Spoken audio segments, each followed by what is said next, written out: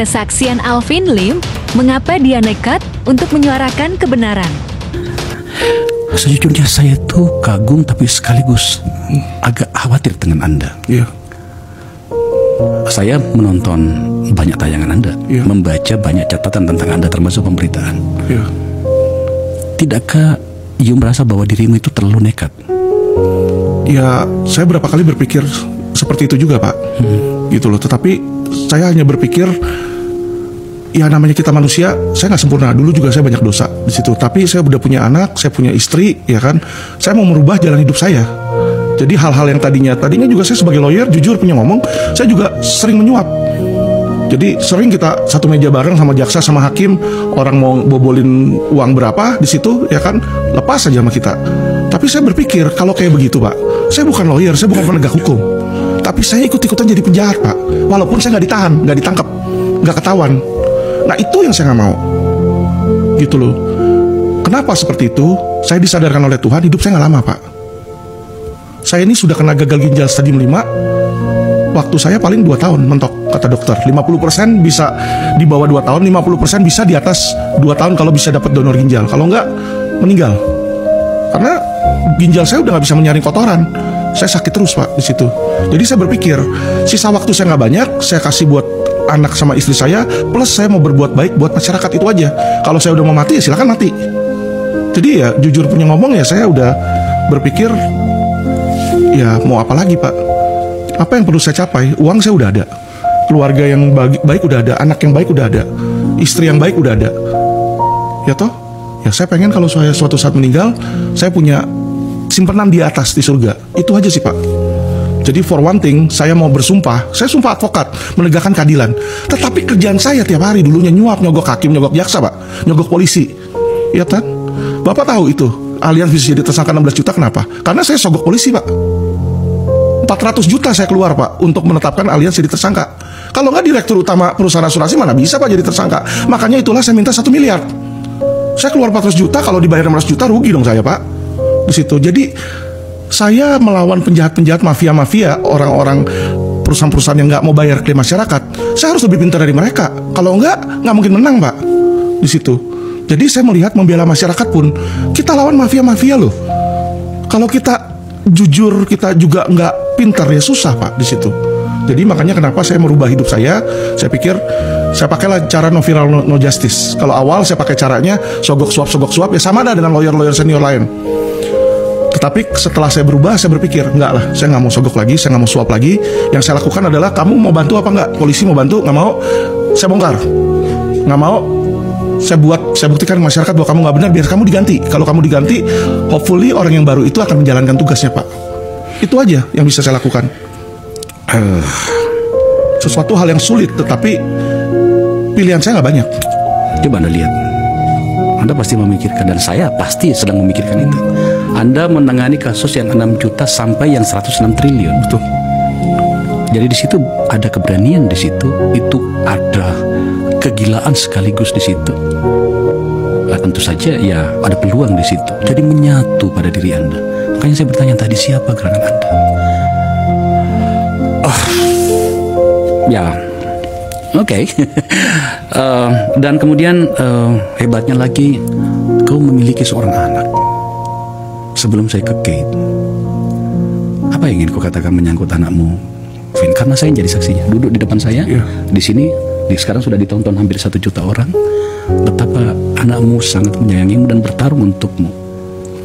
Apa yang ingin kau katakan kepada anakmu di tempat ini? Jadi ini anak adalah anak yang saya perjuangkan, Pak. Kenapa saya bilang perjuangan? Banyak orang tua yang mungkin malah menyanyiakan anaknya. Tetapi ini anak, saya demi dia, saya masuk penjara 9 bulan. Saya rebutan anak sama ibunya. Saya sampai dipidana, dibilang penculikan anak. Padahal ini anak kandung saya. Jadi ini anak adalah anak, ya kasar ngomong, anak mahal lah. Ya saya tebus dengan 9 bulan waktu saya di penjara. Dan saya mau anak saya ini memang berbakti kepada masyarakat sama negara. Kenapa seperti itu? Sekarang ini banyak orang cuma keluar-keluar aja, dia cinta Indonesia, dia mau membela Indonesia. Tetapi yang ada ketika mereka dapat jabatan, jadi ketua KPK, jadi jaksa agung, ya kan, yang dia lakukan adalah memeras masyarakat, memeras tersangka, malah dia sendiri yang menjadi penjahat tersebut. Dan ini sesuatu yang harus dihentikan. kalau Indonesia mau maju, Indonesia mau emas. Tapi anakmu itu masih muda, Vin. Betul. Saya nggak ngerti apakah you menyiapkannya secara akademis atau secara apa gitu, atau memang naluriah Kate bertindak untukmu. Saya saksinya. Iya.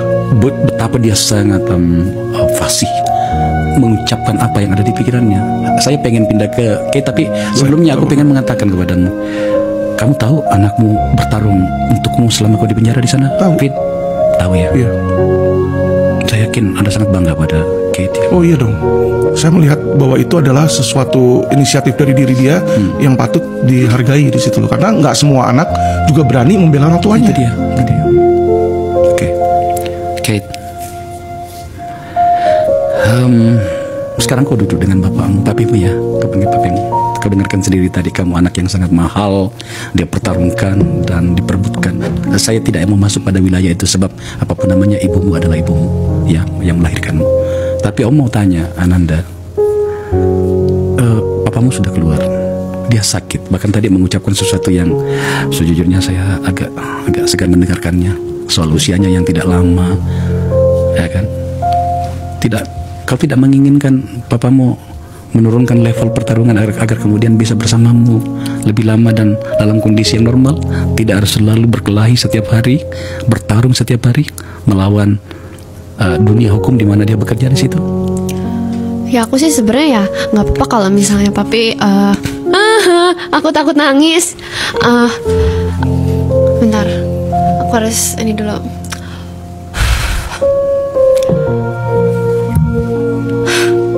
Aku kan sebenarnya aku nggak apa-apa kalau misalnya papi mau jadi pengacara, terus agak barbar lah apa cara dia ngebantu orang, cara dia bersuara kadang. Tapi dia kan orangnya tipe yang nggak mikirin diri sendiri, tapi lebih mikirin orang lain yang butuh bantuannya gitu. Aku sih ya nggak apa-apa, cuman karena itu kan buat papi aku sendiri kan nanti di surga, karena kan kita keluarga percaya Tuhan Yesus, dan apa yang kita tabur itulah nanti yang kita tuai di sana di alam baka. Tapi aku pengen papi aku lebih mikirin lebih sih sama dirinya sendiri, maksudnya kayak jangan kayak mengorbankan semuanya buat orang lain. Aduh, tapi kan kau berhak untuk meminta perhatian dari papimu, Kate. Setelah apa yang kalian hadapi sebagai sebuah keluarga ya, sejak kamu lahir kamu dipertarungkan oleh papimu, ya kan? Kamu kan berhak untuk mendapatkan hal yang terbaik. Dalam hal ini adalah waktu bersama dengan papimu. Kau bisa jalan bersama, kau bisa memeluk papimu di mana saja. Kamu merasa berhak untuk itu. Aduh, tuh kan aku nangis lagi.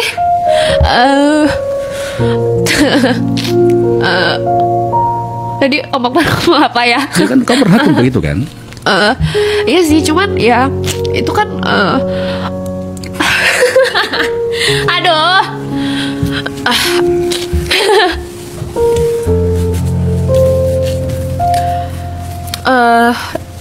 Ya aku percaya aja sih kalau misalnya papi aku kan emang apa orang yang baik, dia juga apa menebar kebaikan gitu kan.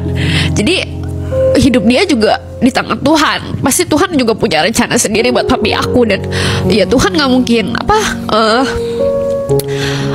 membuat anaknya sendiri sedih gitu kan. Pasti dia punya rencana yang baik buat keluarga aku, buat papi. Jadi ya walaupun papi emang agak barbar atau gimana, tapi aku percaya kalau Tuhan pasti bakal ngasih papi umur yang panjang, karena yang dia lakukan juga ya hal yang baik gitu kan. Aku jadi nangis. Aduh, aku gak mau nangis. Kenapa aku nangis ya? Yaudah dia gitu Om. Ya gini ya anakku ya. Kamu berhasil mencuri perhatian Om. Kamu berhasil mencuri respek Om. Om tidak pernah melihat seorang anak seusiamu bertarung untuk itu. Terimalah respek Om, dan kamu layak mendapatkan itu. Tapi kan sebagai anak yang sedang bertumbuh, usianya Kate berapa sekarang? 16 tahun. Kamu punya waktu untuk berteman dengan teman-temanmu, ngafe. Tapi kau sudah berdiri di depan kantor polisi, depan kejaksaan, depan KPK berteriak. Menurut Om ya, kamu layak mendapat lebih banyak dari itu. Meskipun Om tidak salahkan. Nah, karena kebetulan papimu ada di sini, ya mungkin Kate mau mengatakan sesuatu kepada papimu di hadapan publik penonton kita di sini bahwa